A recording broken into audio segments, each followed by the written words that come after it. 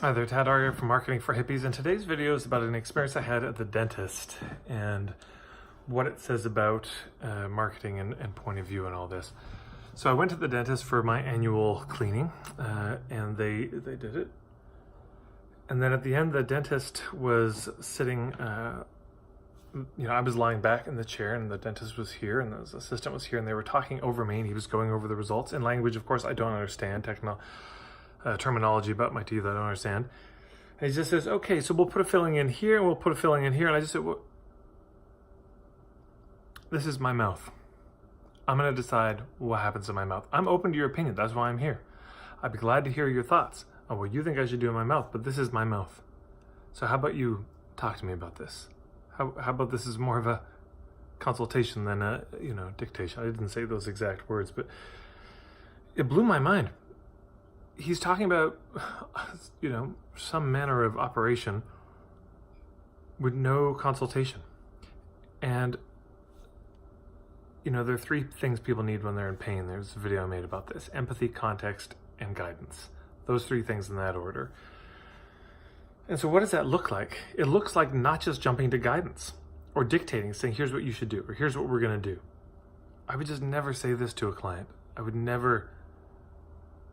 I would never, if I was on a call with a client and my assistant and them, I'd never say, okay, Susan, here's what we're going to do for this person. I hope I wouldn't, my God. But I remember Jay Abraham talking about something he called the strategy of preeminence. And he just said that the most preeminent business leaders he knew would never just tell somebody what to do. They would always give their rationale. They would say, look, here's where you're at. This is the situation. So to me, that's the empathy, a bit of a diagnosis, and just let's clarify where you are. Number two, some context. I guess context would be the diagnosis, really. So empathy would just be that you have a good connection with the person. I mean, in this case, in the dentist, empathy isn't going to be so big. But because there's a couple, they look like maybe small cavities. There's not a rush to do anything on them yet. I would suggest getting on it right away, if possible in the next few weeks or months. But the truth is we could also monitor this. Here's a few options. This is what I would suggest. Where do you think we should go from here? And then ask me, instead of talking about me and dictating.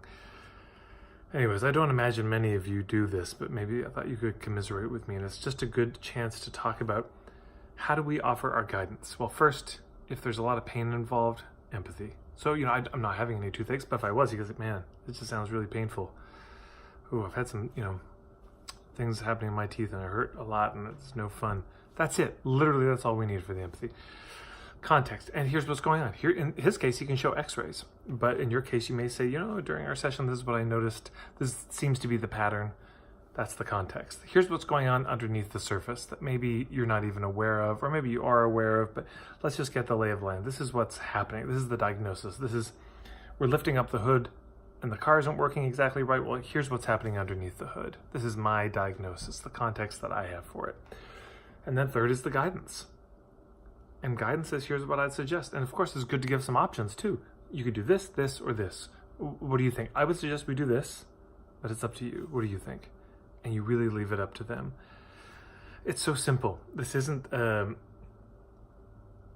this is not rocket science to do or to figure out, but it makes an immense difference to your clients.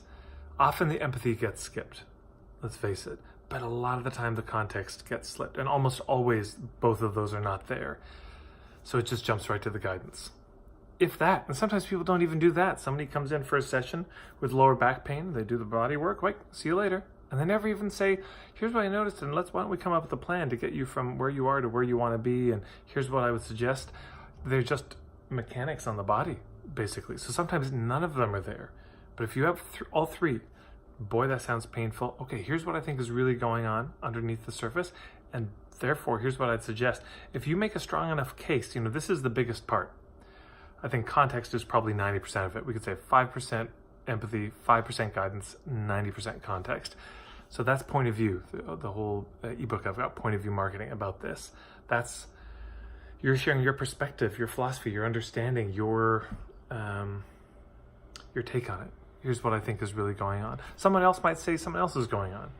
You know, you have this health condition, and confusing. A lot of people have different opinions, but this is my opinion on what's going on in your body right now.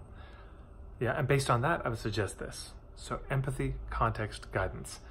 Hopefully that's helpful. I'll put a link to the original empathy, context, guidance video below, and some point of view stuff. Thank you very much.